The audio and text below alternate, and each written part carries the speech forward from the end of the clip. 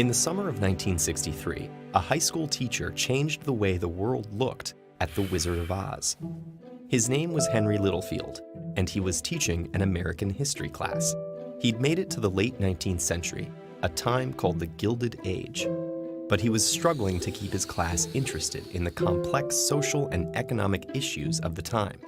Then one night, while he was reading The Wonderful Wizard of Oz to his daughters, he had an idea. In the 1890s, farmers wanted to add silver to the gold standard to put more money in circulation and make it easier for farmers to borrow.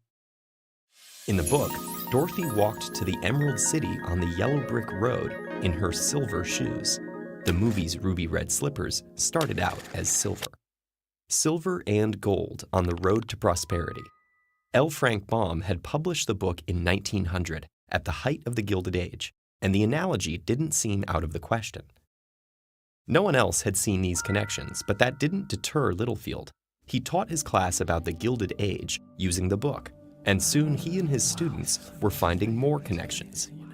For instance, in the late 1890s, the U.S. had recently recovered from the Civil War and integrated vast new territories, bringing an era of prosperity for some.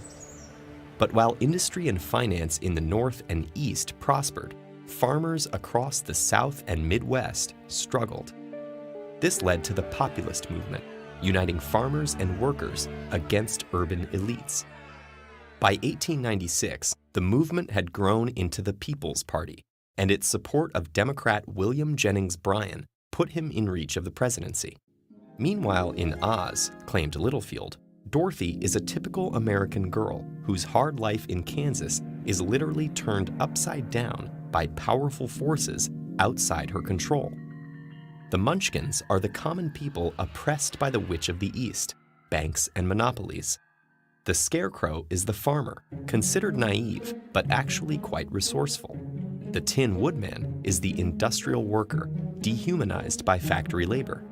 And the Cowardly Lion is William Jennings Bryan, who could be an influential figure if only he were brave enough to adopt the populists' radical program. Together, they travel along a golden yellow road towards a grand city whose ruler's power turns out to be built on illusions. Littlefield published some of these observations in an essay. His claim that this fantasy was actually a subversive critique of American capitalism appealed to many people in the 1960s. Other scholars took up the theme, and the proposed analogies and connections multiplied. They suggested that Dorothy's dog Toto represented the teetotalers of the Prohibition Party. Oz was clearly the abbreviation for ounces, an important unit in the silver debate. The list goes on. By the 1980s, this understanding of the book was accepted so widely that several American history textbooks mentioned it in discussions of late 19th century politics. But is the theory right? L. Frank Baum's introduction claims the book is just an innocent children's story. Could he have been deliberately throwing people off the trail? And is it fair to second-guess him so many decades later? There's no definitive answer, which is part of why authorial intent is a complex, tangled, fun question to unravel. And some recent scholars have interpreted The Wonderful Wizard of Oz in the opposite way as Littlefield. They claim it's a celebration of the new urban consumer culture. Historian William Leach argued that the dazzling Emerald City of Oz was meant to acclimate people to the shiny new America.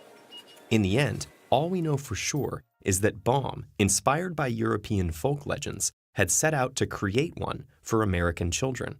And whether or not he intended any hidden meanings, its continuing relevance suggests he succeeded in creating a fairy tale America can call its own.